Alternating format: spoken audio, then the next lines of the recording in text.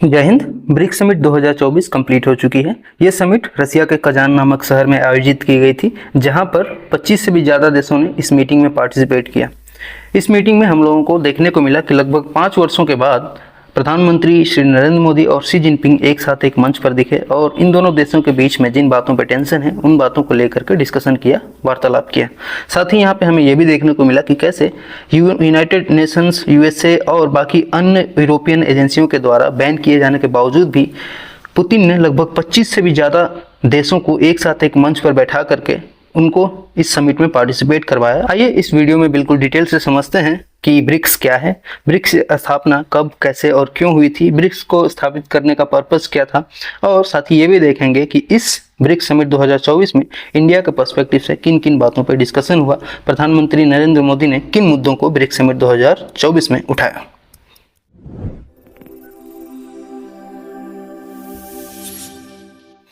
सबसे पहले तो बात करते हैं और समझते हैं कि ब्रिक्स है क्या चीज़, ब्रिक्स कब, कैसे इसका उद्भव होता है, कैसे ये बनता है, इसके बारे में।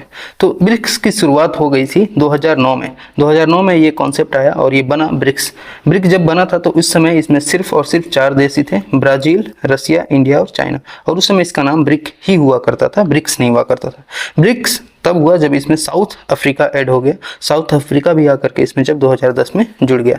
बात करेंगे कि इसकी शुरुआत कैसे हुई, इसकी संकल्पना किसने दी, किसने बताया कि इन सभी देशों को एक साथ आकर के एक मंच पे एक मंच बनाना चाहिए, एक मंच साझा करना चाहिए। तो वो थे जिम ओ नील, एक ब्रिटिश इकोनॉमिस्ट थे। इन्होंने एक रिसर्च पेपर पब्लिश किया 2001 में और उसमें इन्होंने इस बात को मेंशन किया कि यदि 4 देश, कौन कौन से 4 देश, ब्राज़ील, रसिया, इंडिया और चाइना, ये 4 देश अगर मिल करके किसी एक मंच पे आते हैं, एक अपना ऑर्गेनाइजेशन बनाते हैं, तो ये चारों देश पूरी दुनिया की जो इकोनॉमी है उसमें लीड करेंगे 2050 के आते आते।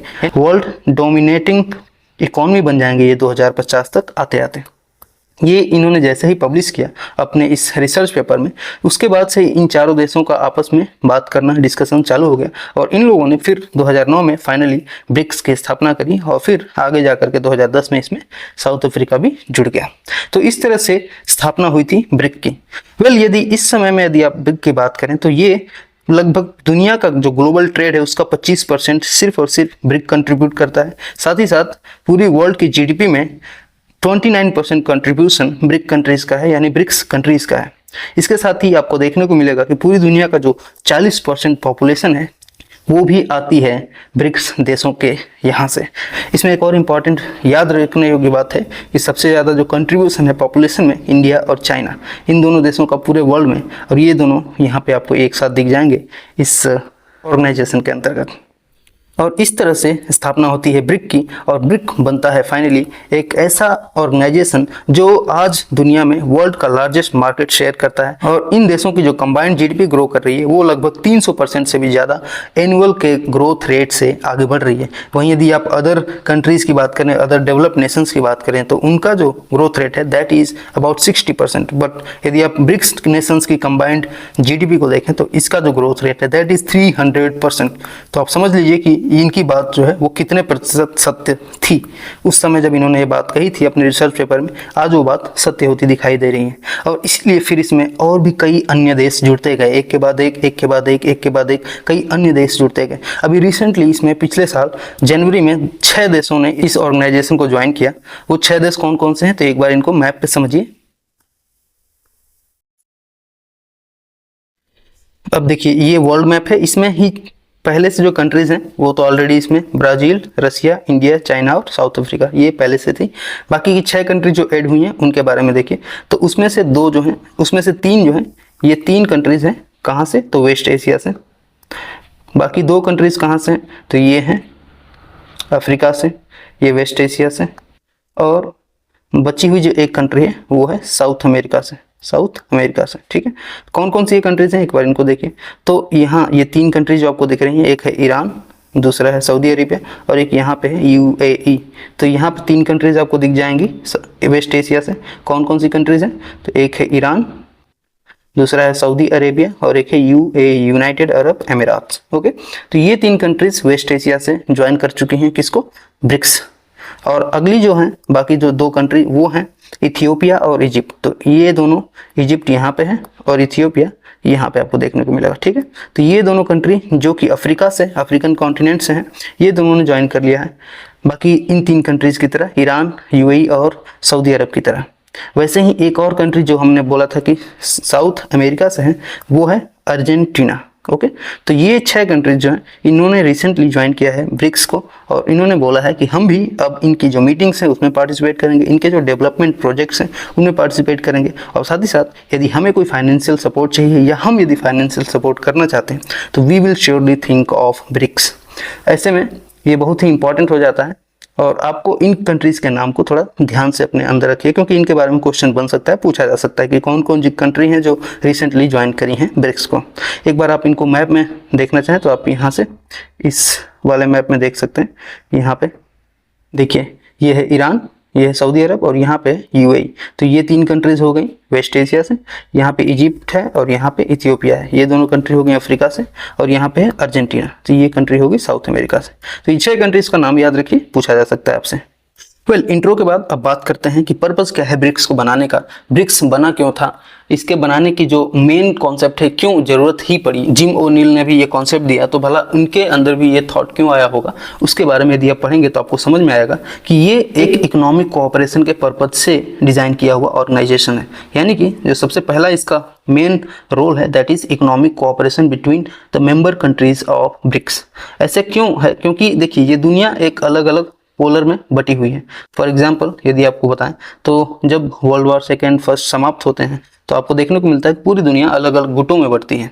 फॉर एग्जाम्पल कुछ होते हैं फर्स्ट नेशन कंट्री, जिनको हम लोग की प्रथम श्रेणी के देश बोलते हैं, दूसरे हैं सेकेंड नेशन कंट्री, जो सेकेंड श्रेणी के देश होते हैं। फिर कुछ ऐसे थे जिन्होंने ना तो फर्स्ट को ज्वाइन किया और ना ही सेकेंड को ज्वाइन किया, वो लोग बोले कि ना हम सेकेंड में हैं ना ही फर्स्ट हैं, तो उनको बोला गया कि नॉन अलाइनिंग कंट्रीज नाम के नाम से ये प्रसिद्ध हुए।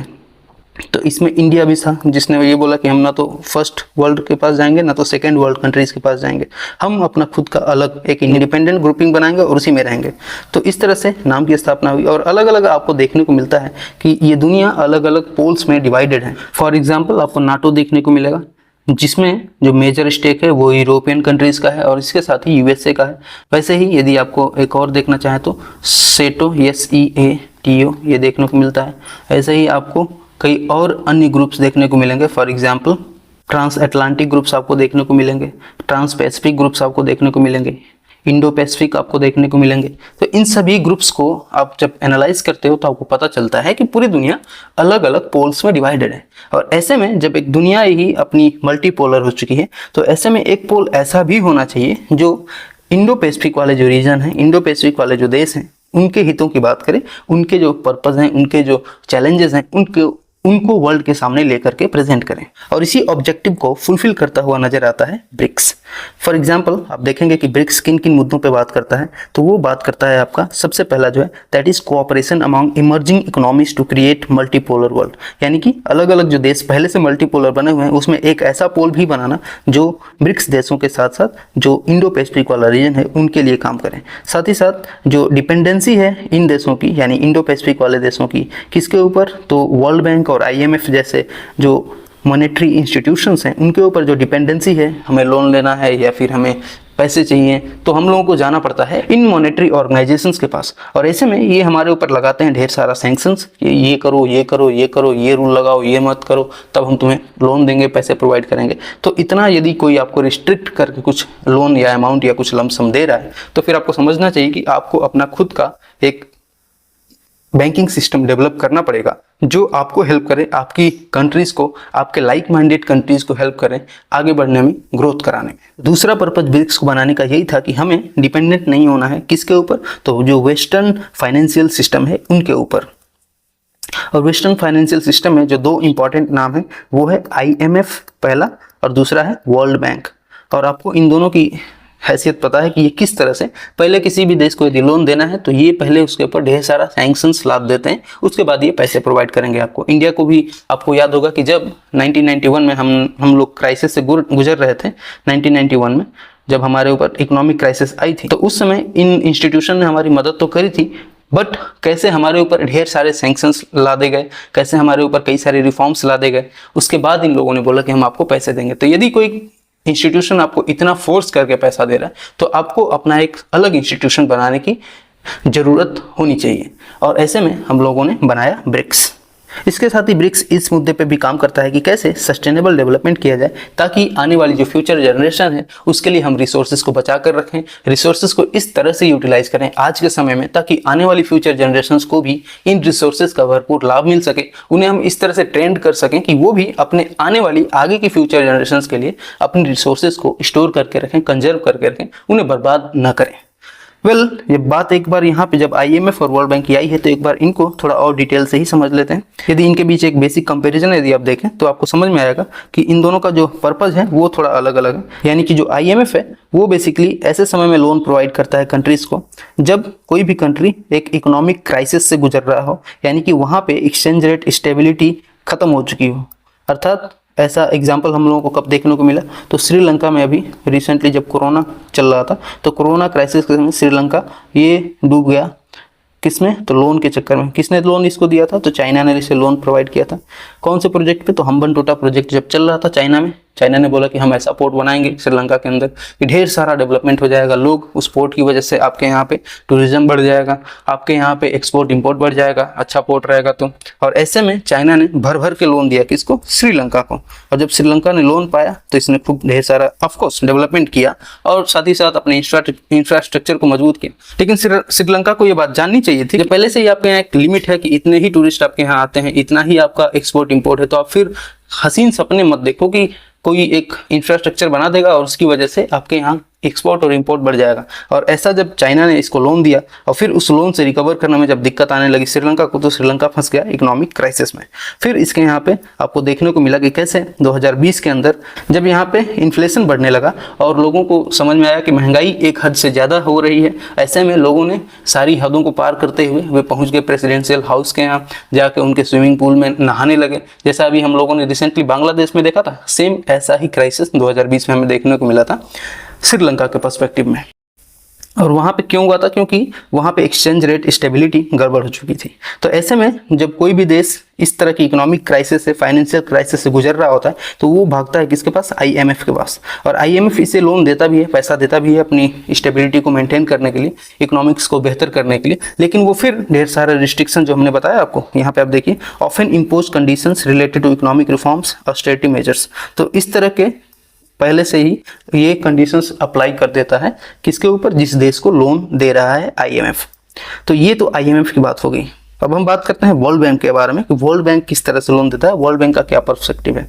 तो वर्ल्ड बैंक देखिए, ये जो लोन देता है ये आपको प्रोवाइड करेगा लोन तब जब आपको डेवलपमेंट प्रोजेक्ट्स पे काम करना है तब। यानी कि यदि आपको इंफ्रास्ट्रक्चर बनाना है अपने देश के अंदर, इंफ्रास्ट्रक्चर यानी कि रोडवेज, रेलवेज, डैम्स या फिर बिल्डिंग्स, इसके साथ यदि आपको स्कूल्स, हॉस्पिटल्स, इन सभी चीज़ों पे यदि इन्वेस्ट करना है, इन चीज़ों को यदि आपको बनाना है आपके देश में, तो आप जाइए किसके पास? वर्ल्ड बैंक के पास। वर्ल्ड बैंक आपको लोन देगा, इंटरेस्ट लेगा। ऑफकोर्स किसी भी बैंक का यही पर्पज होता है कि वो इंटरेस्ट से पैसा कमाए, तो वर्ल्ड बैंक आपको पैसा प्रोवाइड करेगा, इंटरेस्ट आपसे लेता रहेगा। और इसके साथ ये भी कंडीशंस अप्लाई करवाता है, बट इसकी कंडीशंस IMF की तरह हार्श नहीं होती हैं, क्योंकि IMF चूंकि ये एक ऐसे देश को लोन दे रहा है जो पहले से ही क्राइसिस में है, वहीं वर्ल्ड बैंक ऐसे देश को लोन दे रहा है जो डेवलपमेंट करना चाहता है। तो इसका जो है वो मेनली जो कंडीशंस होती हैं वो बेस्ड होती हैं प्रोजेक्ट वायबिलिटी को लेकर के, सोशल इम्पैक्ट और फ्लेक्सिबिलिटी को लेकर के, ताकि जो प्रोजेक्ट है वो सही से कंप्लीट हो जाए समय पे, उसमें कोई भी पॉलिटिकल एंगल ना घुसे, उसका जो पैसा हो वो किसी और के हाथ में ना जाए, वो अच्छे से सही जगह पे यूटिलाइज हो। तो इन सभी चीजों को लेकर के कंडीशंस लगाता है वर्ल्ड बैंक। ओके, तो आई होप आपको वर्ल्ड बैंक के बारे में समझ में आ गया होगा और IMF के बारे में समझ में आ गया होगा। इन्हीं दोनों ऑर्गेनाइजेशन को हम लोग ब्रेटन वुड ट्विंस के नाम से जानते हैं। ये इन दोनों ऑर्गेनाइजेशन की स्थापना कब हुई थी? तो ये हुई थी 1944 में, जब सेकेंड वर्ल्ड वॉर समाप्त हुआ। पूरी दुनिया में लोगों को जब पैसे की जरूरत थी, तब अमेरिका ने अपने ऐसे 2 इंस्टीट्यूशन तैयार किए और उसमें इसने ढेर सारी फंडिंग अपनी खुद की डाली और फिर बाकी देशों को लोन देना स्टार्ट किया। तो ये अमेरिका के द्वारा ही बनाई गई 2 इंपॉर्टेंट बैंकिंग सिस्टम्स है जो पूरी दुनिया को लोन प्रोवाइड करती हैं, अलग अलग जो हमने भी बात करी उन मुद्दों पे। ठीक है, तो आईएमएफ और वर्ल्ड बैंक को समझ लिया हम लोगों ने। अब आइए समझ लेते हैं कि जो 2024 की समिट हुई है ब्रिक्स की, उसका थीम क्या था, एजेंडा क्या था और क्या इकोनॉमिक इनिशिएटिव्स लिए गए इस समिट के दौरान। तो सबसे पहले तो हम लोगों को यही समझना चाहिए और इस बात पे ही आप जोर दीजिए, इसको पूरा रट लीजिए, इससे संबंधित प्रश्न भी पूछे जाएंगे आपके एग्जाम्स में। वो है मल्टीपोलर वर्ल्ड, यानी कि इस पूरे समिट का एक यही पर्पस था, सोल पर्पस था कि हमें एक ऐसा वर्ल्ड क्रिएट करना है जो मल्टीपोलर हो, यानी पूरी दुनिया में जब पहले से ही अलग अलग पोल एग्जिस्ट कर रहे हैं, अलग अलग गुट बने हुए हैं, तो हमें एक ऐसा गुट और बनाना है जो वेस्ट, यानी कि जो यूनाइटेड नेशंस सिक्योरिटी काउंसिल है या फिर यूनाइटेड नेशंस है, जो अलग अलग समय पे अलग अलग देशों को बैन करते हैं, FATF है, इन सभी को काउंटर करे। और इन सभी के अलावा एक और जो हमने बात करी कि IMF और वर्ल्ड बैंक है जो कि फाइनेंशियल एड प्रोवाइड करते हैं, ऐसे में एक ऐसा ग्रुप तैयार करना जो इन देशों से मुक्त हो। जब बात करें हम फाइनेंशियल एड की या जब बात करें हम टेररिज्म को सैंक्शन करने की, उनके देशों के ऊपर बैन लगाने की जो टेररिज्म में इन्वॉल्व हैं, तो ऐसे में एक मल्टीपोलर वर्ल्ड को बनाने की संकल्पना लेकर के आया है ब्रिक्स कि हमें भी एक ऐसा ऑर्गेनाइजेशन बनना पड़ेगा बाकी अन्य ऑर्गेनाइजेशंस की तरह ही, जिससे कि एक अलग पोल क्रिएट किया जा सके और हमें वेस्ट पे डिपेंडेंस न रहना पड़े। इसके साथ ही ब्रिक्स को एक्सपेंड कराने की जब बात हो रही है तो ग्लोबल साउथ में कैसे ब्रिक्स की रीच बनाई जाए, ग्लोबल साउथ में जो कंट्रीज हैं जो इकोनॉमिकली पुअर हैं, डेवलपिंग कंट्रीज हैं अभी, उनको कैसे और ऊपर उठाया जाए, इसकी भी बात की गई इस ब्रिक्स समिट 2024 में। और यहीं पे हम लोगों को ये इनिशिएटिव देखने को मिला कि कैसे बाकी अन्य देश जैसे ईरान, UAE, अर्जेंटीना, इथियोपिया और इजिप्ट, ऐसे देशों को जब एक साथ लाया गया तो ये आपको देखने को मिलेगा कि ये सदर्न रीजन में ही है। और ऐसे में जब ये देश मजबूत होंगे तो फिर ये जो ग्लोबल साउथ में जो जितने भी कंट्रीज जो पॉवर्टी लाइन के नीचे हैं, जो फिर डेवलपिंग कंट्रीज हैं, उनको मदद मिलेगी ऊपर बढ़ने में, उनको मदद मिलेगी इकोनॉमिकली अपने आप को स्टेबल करने में। वहीं जब बात आती है कि अपनी फाइनेंशियल डिपेंडेंसी को खत्म करना है जब वेस्टर्न ऑर्गेनाइजेशंस हैं उनके ऊपर से, तो फिर ऐसे में कॉन्सेप्ट आता है न्यू डेवलपमेंट बैंक का, जो कि ब्रिक्स कंट्रीज के द्वारा ही बनाया गया बैंक सिस्टम है। जैसा हमने पहले भी पढ़ा कि IMF वर्ल्ड बैंक है, वैसे ही एक नया डेवलपमेंट बैंक बनाया गया जो ये सुनिश्चित करता है कि जो भी कंट्रीज हैं जो ब्रिक्स के मेंबर्स हैं उनको लोन प्रोवाइड किया जाए, उनको पैसे प्रोवाइड किए जाएं ताकि ये अपने देश में जो भी इंफ्रास्ट्रक्चर रिलेटेड इनिशिएटिव्स हैं उनको ले सकें, अपने देश की अर्थव्यवस्था को मजबूत कर सकें। इसके लिए जो बैंक बनाया गया वो बनाया गया था न्यू डेवलपमेंट बैंक, ताकि हम लोग अपनी डिपेंडेंसी खत्म कर सकें IMF और वर्ल्ड बैंक जैसी ऑर्गेनाइजेशंस के ऊपर से। साथ ही ये भी बात हुआ इस मीटिंग में कि हम लोगों को अब डॉलर यानी डी-डॉलराइजेशन के दौर में जाना पड़ेगा। आज हमको पता है कि कैसे डॉलर पूरी दुनिया में अपना राज जमा रहा है। हर जगह पे आपको देखने को मिलेगा कि सारे देश डॉलर के पीछे भाग रहे हैं, सबको ज़्यादा से ज़्यादा फॉरेन एक्सचेंज में डॉलर चाहिए, यानी कि सब अपने देश में डॉलर की संख्या बढ़ाना चाहते हैं। और उससे फिर हम लोगों को देखने को मिलता है कि कैसे जब आपके यहाँ डॉलर मजबूत होता है तो आपका जो एक्सपोर्ट है, इंपोर्ट है, उस पर कैसा पॉजिटिव और निगेटिव इंपैक्ट पड़ता है, कैसे दुनिया में आपकी धाक मजबूत होती है। तो उन सभी चीज़ों को लेकर के सब लोग जब डॉलर के पीछे भाग रहे हैं, डॉलर के पीछे पागल हुए पड़े हैं, वैसे में ब्रिक्स अपना इनिशिएटिव ये लेना चाहता है कि हम ऐसी करेंसी यानी कि लोकल करेंसी में ही अपना ट्रेड और ट्रांजिशन करें ताकि ज़्यादा से ज़्यादा हमें डॉलराइजेशन पे न जाना पड़े, यानी कि डी-डॉलराइजेशन की बात हो रही है यहाँ पे। ऑफकोर्स एक बहुत ही बड़ा इंपॉर्टेंट इनिशिएटिव है ये ब्रिक्स कंट्री के द्वारा। इसके साथ ही जो जियोपॉलिटिकल डायनामिक्स है वो भी काफ़ी बदलती नज़र आ रही है। स्पेशली जो ये 2024 वाली ब्रिक्स समिट हुई है, ये आपको देखने को मिलेगा कि कैसे रसिया के ऊपर कितने सारे सैंक्शंस लगा, लगभग 500 से भी ज़्यादा सैंक्शंस USA के द्वारा लगाए गए थे इसके रसिया के ऊपर, यानी पुतिन के ऊपर। कब? जब ये रसिया यूक्रेन युद्ध शुरू हुआ था उस समय। और ऐसे में रसिया के सामने सबसे बड़ा चैलेंज यही था कि उसे अपने दोस्त बनाने हैं पूरे विश्व में। और ये हम लोगों को जो इस बार समिट देखने को मिली, ब्रिक्स समिट 2024, उसमें रसिया ने ये प्रूफ कर दिया कि उसके ऊपर चाहे कितने भी सैंक्शंस लगाए जाएं इस अमेरिका के द्वारा, रसिया रुकने वालों में से नहीं है। और इस बार हम लोगों ने देखा कि 25 से भी ज़्यादा देश कजान में इकट्ठा हुए, जो रसिया का ही एक शहर है, और वहाँ पे ब्रिक्स समिट में पार्टिसिपेट किए। इस तरह से हम लोगों को देखने को मिलता है कि रसिया रुकने वालों में से नहीं है। रसिया लगातार प्रयास कर रहा है, अपना एक्सपेंशन बढ़ा रहा है, ब्रिक्स के थ्रू लोगों को कनेक्ट कर रहा है, देशों को कनेक्ट कर रहा है। और इसके साथ ही रसिया ने इंडिया और चाइना के बीच में जो दरार पड़ी हुई थी, स्पेशली जो LAC को लेकर के, गलवान को लेकर के जो मुद्दा चल रहा था, इंडिया और चाइना के बीच में जो एक्सकलेशन चल रहे थे, उसको लेकर के इन्होंने बात करवाई। हमारे जो प्रधानमंत्री हैं उनकी बात करवाई किससे? शी जिनपिंग से। और इन दोनों को एक प्लेटफॉर्म पे लेकर आए। लगभग 5 साल बाद ये दोनों कंट्रीज, इंडिया और चाइना, लिटरली एक दूसरे के सामने बैठ करके बात करी और डिस्कशन किए और बोला कि हाँ, यदि हम लोगों को इकोनॉमिकली आगे बढ़ना है तो हम लोगों को एक दूसरे का साथ लेकर के ही आगे जाना पड़ेगा इस इंडो पैसिफिक वाले रीजन में, तभी हम लोग आगे बढ़ पाएंगे। तो कैसे ब्रिक्स समिट 2024 में जियो पॉलिटिक्स का कितना ज़्यादा इंपॉर्टेंट रोल इस समय देखने को मिल रहा है। वहीं आपको एक बात याद रखनी चाहिए कि कैसे यूएसए और कनाडा के द्वारा मिल करके जो अभी पन्नू वाला केस चल रहा है इंडिया के ऊपर, हमारे जो जितने भी डिप्लोमेट्स हैं उनके ऊपर एलिगेशंस लगाए जा रहे हैं कि हमारे डिप्लोमेट्स वहाँ के जो पॉलिटिकल चीज़ें हैं उसमें इंटरफेयर कर रहे हैं। तो कनाडा के द्वारा और यूएसए के द्वारा जो ये कार्ड खेले जा रहे हैं स्पेशली इंडिया के अगेंस्ट में, इंडिया के जो डिप्लोमेट्स हैं उनके अगेंस्ट में, तो इन बातों को भी रसिया ने दरकिनार किया, बोला कि इंडिया तुम्हें परेशान होने की जरूरत नहीं है, जब तक हम हैं तब तक तो नहीं है। और ऐसे में इंडिया को चाइना के साथ एक मंच पर लेकर के आया, डिस्कशन करवाया पुतिन ने। और ये काफ़ी इंपॉर्टेंट मैसेज है किसके लिए, तो ये मैसेज है बाइडेन के लिए कि देखिए भाई, आप चाहे कितना भी कूद फांद कर लीजिए, अभी हम लोगों को देखने को मिल रहा है कि और भी कई सारे सैंक्शंस लगाया जा रहा है। अभी रिसेंटली कनाडा ने ये बोला है कि इंडिया जो है वो अभी परमानेंट एनिमी हो गया है, किसका, कनाडा का, और उसने इंडिया को परमानेंट एनिमी के उसमें डाल दिया, लिस्ट में डाल दिया है कनाडा के अंदर। तो आप समझ सकते हो कि मामला कितना गर्म है, जियो पॉलिटिक्स कितनी ज़्यादा चेंज हो रही है। और इसीलिए मेंबरशिप्स को एक्सपेंड करने का जो विचार है किसका, पुतिन का, कि हमें ज़्यादा से ज़्यादा देशों में अपना एक्सपेंशन करना है ब्रिक्स के थ्रू, ये काफ़ी ज़्यादा इंपॉर्टेंट रोल प्ले करता है यहाँ पे। इसलिए आपको देखना चाहिए कि कैसे आउटरीच का प्रोग्राम जो है वो ज़्यादा से ज़्यादा देशों को जोड़ने का, ताकि हम अपनी वोटिंग पावर है वो इंक्रीज कर सकें, चाहे वो यूनाइटेड नेशंस में हो या यूनाइटेड नेशन सिक्योरिटी काउंसिल में हो या फिर कई अन्य जो प्रोग्राम्स हैं जहाँ पे हमें अक्सर पीछे होना पड़ता है। क्यों? क्योंकि हमारी जो वोटिंग राइट्स हैं वो यूरोपियन नेशन और यूरोपियन कंट्रीज़ के अगेंस्ट में कम पड़ जाती हैं।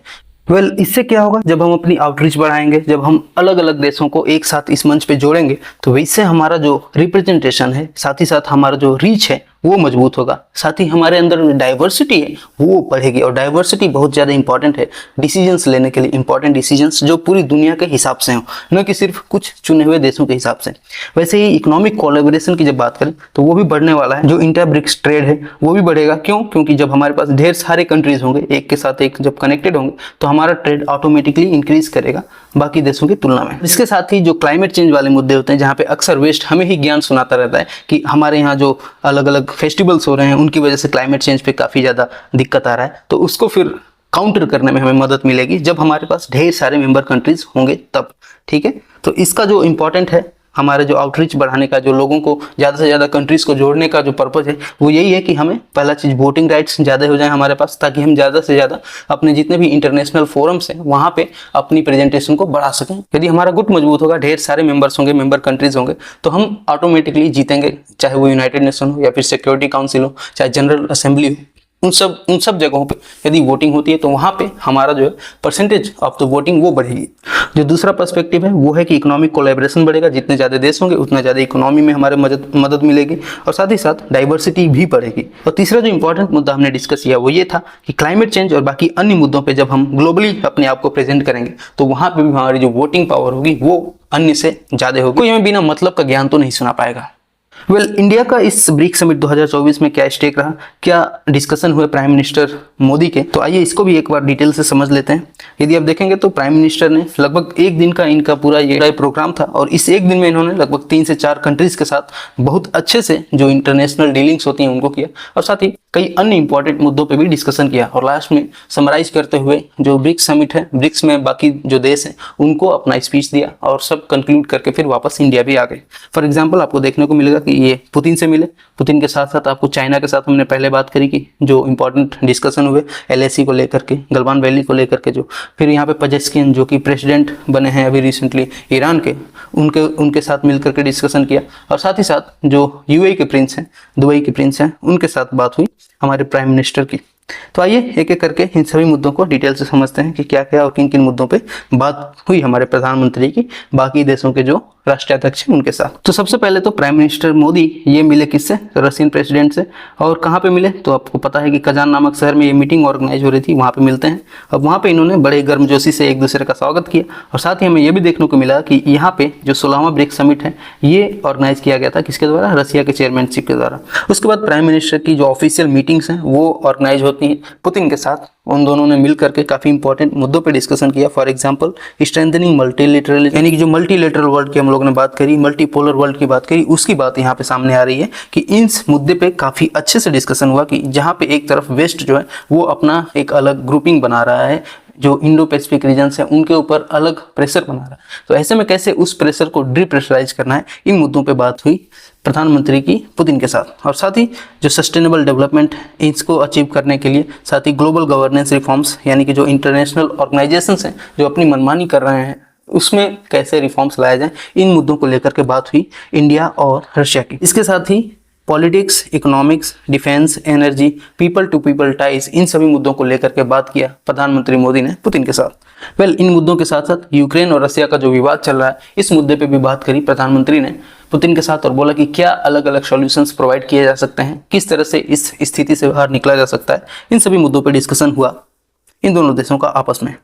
और इसके साथ ही राष्ट्रपति पुतिन को 23rd एनुअल समिट जो है इंडिया रशिया की, उसके लिए भी इनवाइट किया ताकि आप इंडिया आइए और इंडिया में फिर हम आपका स्वागत करेंगे जैसा आपने हमारा यहाँ पे किया है। तो ये मीटिंग होगी रशियन फेडरेशन के साथ, इन मुद्दों पे बातें हुई। यदि आप देखेंगे कि इस्लामिक रिपब्लिक ऑफ ईरान यानी कि ईरान के साथ किन मुद्दों पर बात हुई, तो यहाँ पे मिनिस्ट्री ऑफ एक्सटर्नल अफेयर ने अगेन अपना जो प्रेस रिलीज है वो जारी किया हुआ है। यहाँ पे आप देखेंगे कि 22 अक्टूबर को ही प्रधानमंत्री मोदी मिलते हैं किसके साथ, तो जो वहाँ पे भी रिसेंट प्रेसिडेंट बने हैं मसूद पेजेश्किन, इनके साथ मीटिंग होती है प्रधानमंत्री श्री नरेंद्र मोदी की। और फिर कई सारे इंपॉर्टेंट मुद्दे पर डिस्कशन होता है। फॉर एग्जांपल जो इंडिया ईरान बायलैटरल रिलेशंस है उनको कैसे अच्छा किया जाए, चाबहार पोर्ट वाला जो इशू है कैसे इसको और अच्छा बनाया जाए, सेंट्रल एशिया के साथ कनेक्टिविटी को कैसे बढ़िया किया जाए, इस मुद्दे पर डिस्कशन किया गया इंडिया और ईरान के बीच में। अफगानिस्तान को लेकर के जो चैलेंजेस आती रहती हैं उन चैलेंजेस से कैसे निपटा जाए, इन सभी मुद्दों पे डिस्कस हुआ।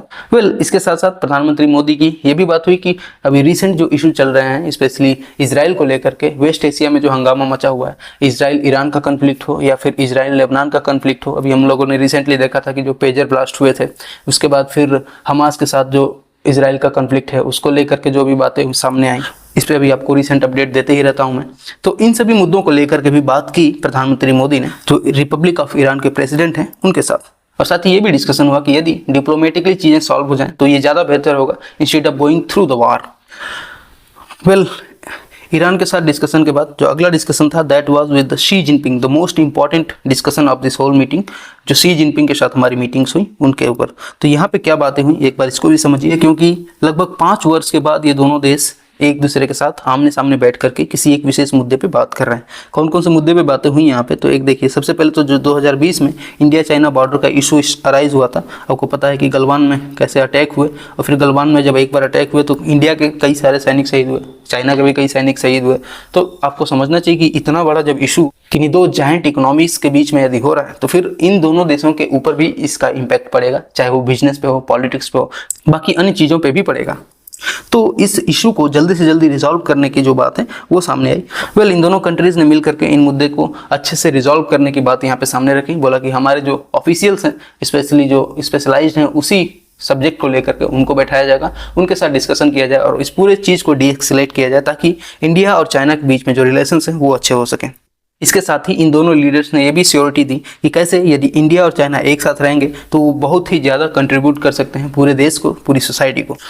यदि आप एशिया में देखें तो एशिया में इंडिया और चाइना ये दोनों देश ही इंपॉर्टेंट रोल प्ले करते हैं, स्पेशली जब डेवलपमेंट की बात है, इकोनॉमी की बात है या फिर ट्रेड और रिलेशंस की बात है। तो आपको देखने को मिलेगा कि ये दोनों जो देश हैं ये काफ़ी इंपॉर्टेंट रोल प्ले करते हैं। पॉपुलेशन इनकी सबसे ज़्यादा है, ट्रेड में जीडीपी में कंट्रीब्यूशन ज़्यादा है। तो इसलिए यदि ये दोनों देश एशिया में एक साथ हो गए तो एशिया में कई सारे जो डेवलपमेंट चैलेंजेस हैं उनको भी ख़त्म कर सकते हैं एक साथ मिल करके।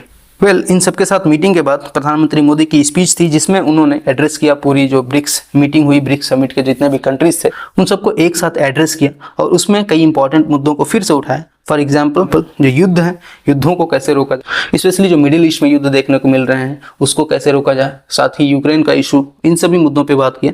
इसके साथ ही इन्होंने जो इकोनॉमिक अनसर्टेनिटी बनी रहती है उसके लेकर के यहाँ पे बातें रखी सामने अपनी। उसके बाद क्लाइमेट चेंज को लेकर के और टेररिज्म को लेकर के अपनी बातों को सभी ब्रिक्स मेंबर्स के सामने रखा। इसके साथ ही नॉर्थ साइड डिवाइड को कैसे खत्म किया जाए और ईस्ट वेस्ट डिवाइड को कैसे कम किया जाए इसकी भी बात करी प्रधानमंत्री मोदी ने। साथ ही पूरी दुनिया में इन्फ्लेशन और फूड सिक्योरिटी का जो इशू चल रहा है, इसके साथ ही एनर्जी सिक्योरिटी, हेल्थ सिक्योरिटी और वाटर सिक्योरिटी वाले मुद्दों पे भी बात करी। साइबर सिक्योरिटी और डीप फेक जैसे इशू को लेकर के भी बातों को सामने रखा प्रधानमंत्री मोदी ने। इसके साथ ही कई ह्यूमैनिटेरियन इश्यूज को भी लेकर के सामने आया। बोला कि कोविड जैसे इशू में जहां हम लोगों ने अपने पूरे देश को 2 बार वैक्सीनेट किया, ऐसे में यदि हम एक साथ मिल करके सामने आए तो पूरी दुनिया में हम हेल्थ के सेक्टर में कई इंपॉर्टेंट योगदान दे सकते हैं, कई इंपॉर्टेंट रोल प्ले कर सकते हैं। और फाइनली प्राइम मिनिस्टर ने इस बात को भी मेंशन किया कि जो आज के इम्पॉर्टेंट ऑर्गेनाइजेशन हैं, ग्लोबल ऑर्गेनाइजेशंस हैं, उसमें इम्पॉर्टेंट रिफॉर्म्स की ज़रूरत है और उन रिफॉर्म्स को करने के लिए हमें यदि आवाज़ उठानी पड़ेगी तो हम सब मिल करके आवाज़ उठाएंगे। स्पेशली जो यूनाइटेड नेशन सिक्योरिटी काउंसिल है या फिर डेवलपमेंट बैंक्स हुए या फिर वर्ल्ड ट्रेड ऑर्गेनाइजेशन हुई, इन सब को रिप्लेस करने के बजाय इसमें हम लोगों को रिफॉर्म्स की ज़रूरत है। और साथ ही हमें ग्लोबल साउथ को भी साथ में लेकर के चलना है। और इसी पर्सपेक्टिव में हम लोगों को ये भी देखने को मिला कि कैसे अभी जो रिसेंटली 6 कंट्रीज जो ज्वाइन किए हैं, that are almost in the global south, that is almost in the southern region, ताकि हमारा जो ग्लोबल साउथ में रीच है वो मजबूत हो सके। तो ये थी ब्रिक्स समिट 2024 की कहानी। मिलेंगे किसी अगले क्लास में, तब तक के लिए जय हिंद।